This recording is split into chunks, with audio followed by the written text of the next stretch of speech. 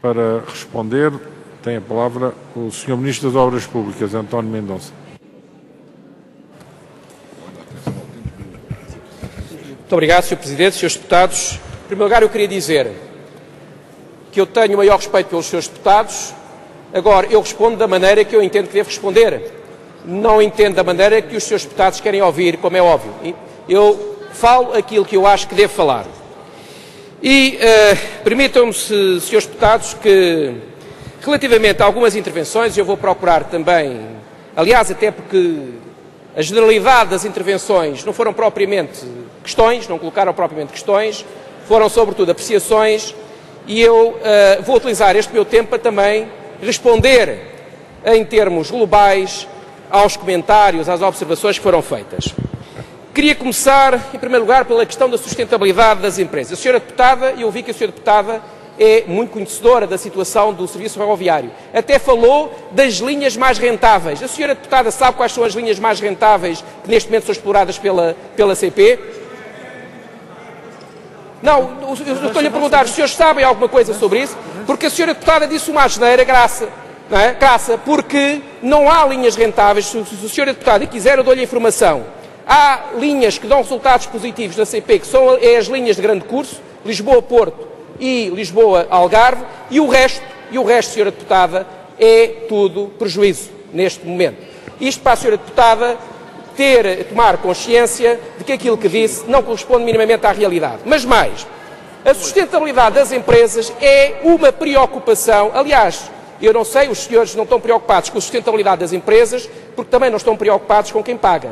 Mas somos todos nós, incluindo os senhores deputados, que têm a responsabilidade por pagar isso.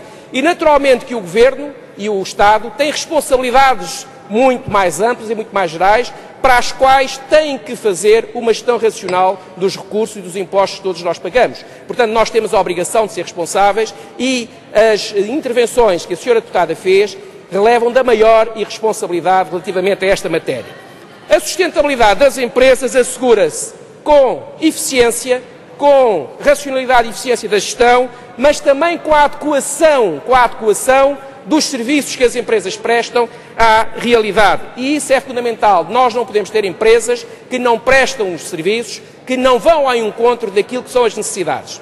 A Sra. Deputada e alguns dos seus deputados falaram que noutros países há investimento no setor ferroviário, que há aumento da utilização do transporte ferroviário por parte dos passageiros. É verdade. E nós aqui os investimentos que estamos a fazer é precisamente com esse objetivo. É com o objetivo de valorizar o transporte ferroviário, mas procurando adequá-lo àquilo que ele deve fazer nas atuais condições. E nós definimos, Sra. Deputada, provavelmente não gostam de ouvir as repetições, mas é importante, pode ser que as repetições levem a que os Srs. Deputados interiorizem e fiquem a pensar, de facto, como deve ser relativamente à situação. Portanto, eu vou repetir tantas vezes quanto forem necessárias, porque pode ser que os Srs. Deputados aproveitem para não fazer as intervenções que estão a fazer. E queria lhe dizer, Sra. Deputada, que relativamente àquilo que se passa noutros países, para ter presente, e nós temos um levantamento que é feito em relação ao desenvolvimento do setor ferroviário, por exemplo, desde 1950, o Reino Unido diminuiu em 48% a extensão da sua via férrea, a Suécia 35%, a Holanda 10%, a Irlanda 53%, a França 28%, Portugal 20%, ou seja, em todos os países há dinâmicas de adequação do setor ferroviário àquilo que é a realidade económica desses países. Mas é óbvio que nestes países foi feito também investimento extremamente sério na modernização e na construção de outras vias, particularmente a alta velocidade em Espanha ou em França, que permitiram atrair novos clientes, que permitiram a sua utilização. É precisamente isso que nós estamos aqui a fazer em Portugal, com a alteração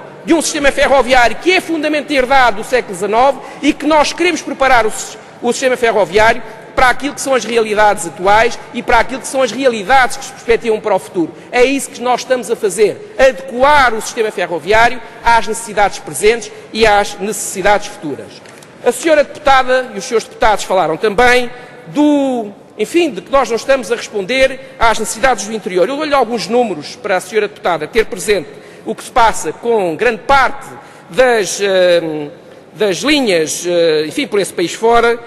Dou-lhe aqui alguns exemplos. Por exemplo, a linha de Cáceres, que foi aqui falada. A linha de Cáceres tem uma ocupação média por comboio de 11 passageiros. Tem um custo operacional de 4.650.000, penso que é importante dizer isto, tem um custo operacional de 4.650.000 e tem 160.000 euros de proveitos anuais. Ou seja, os proveitos cobrem 3% dos custos, para uma média de passageiros por comboio de 11. Posso-lhe dar outro exemplo. A linha do Oeste tem custos operacionais na casa dos 16 milhões de euros e tem proveitos anuais de 1.500.000, ou seja, os proveitos cobrem 9% dos custos.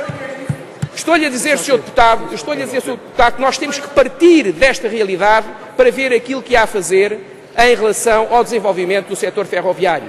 E é por isso que os investimentos devem ser selecionados em função daquilo que é a realidade e as opções devem ser feitas tendo em conta aquilo que nós queremos e o desenvolvimento que nós temos que fazer. Agora, Srs. Deputados, desculpem, mas nós não podemos cair na demagogia. Isto são situações que não podem continuar. Obviamente, nós temos que encontrar soluções para isso. Aliás, eu queria dizer aos Srs. Deputados que, relativamente aos investimentos na via férrea, é óbvio que a situação atual exigiu a adequação e exigiu a definição de prioridades. Quando nós assumimos responsabilidades, estavam previstos muitos outros investimentos no setor ferroviário, mas, entretanto, a situação mudou radicalmente. Importa ter presente que, durante 2010, a situação alterou-se radicalmente. As condições financeiras alteraram-se radicalmente e, por exemplo, estava previsto investimentos na REFER na casa dos 5.000 milhões de euros, que obviamente não puderam ir para a frente e não vão poder ir para a frente e vão ter que ser recalendarizados em função das disponibilidades financeiras. E é isso que está a ser feito. Há projetos que podem ter lugar até 2013, no horizonte temporal em que está definido o Programa de Estabilidade e Crescimento. Há outros investimentos que terão que ser feitos depois e esse é o desafio, essa é a responsabilidade que nós temos pela frente, que é a de recalendarizar os projetos em função das dificuldades financeiras. Senhores deputados, eu vou falar ao metro de Mondego. Aliás, foi uma questão que não foi apenas colocada pelo Sr. Deputado, outros deputados colocaram, e eu terei todo o gosto em dizer. Para reafirmar 2 ou 3 coisas relativamente ao metro de Mondego. Em primeiro lugar, este Governo e este Ministério, e eu em particular, temos o maior empenho no desenvolvimento do sistema de mobilidade do metro de Mondego. E queremos apostar isso. Isto é um ponto assente. E queremos cumprir com as responsabilidades que o Governo assumiu relativamente ao metro do Mondego. Segundo aspecto que eu queria dizer ao Sr. Deputado, é que as obras pararam por razões que eu tive aqui há pouco. Aliás, quer dizer, e o Secretário de Estado dos Transportes está-me a dizer, não é verdade que as obras tenham parado. Pararam certos aspectos das obras, porque ainda há empreitadas que estão a ter lugar entre Serpins e Lausanne, entre Lausanne e o Alto São João, estão ainda em curso, projetos estão no terreno, não vão parar e vão prosseguir. Mas é intenção do Governo continuar com as obras de requalificação da plataforma. E mais, Sr. Deputado, quero lhe dizer que eu estou inteiramente de acordo com a proposta que o Sr. Deputado fez relativamente à autoridade regional. E mais, quem propôs essa autoridade regional fomos precisamente nós.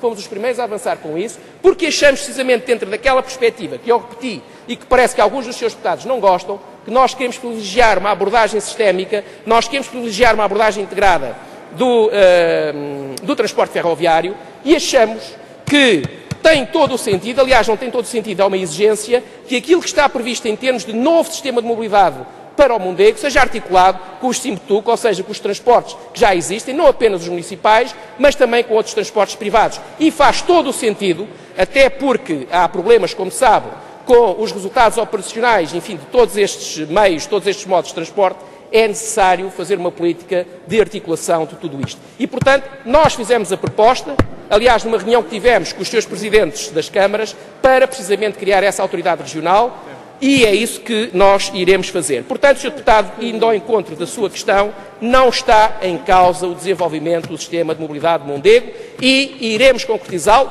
obviamente, em função das restrições que atualmente existem e com a necessidade que existe de recalendarizar todos os projetos. Por agora fico por aqui. Lá chegarei.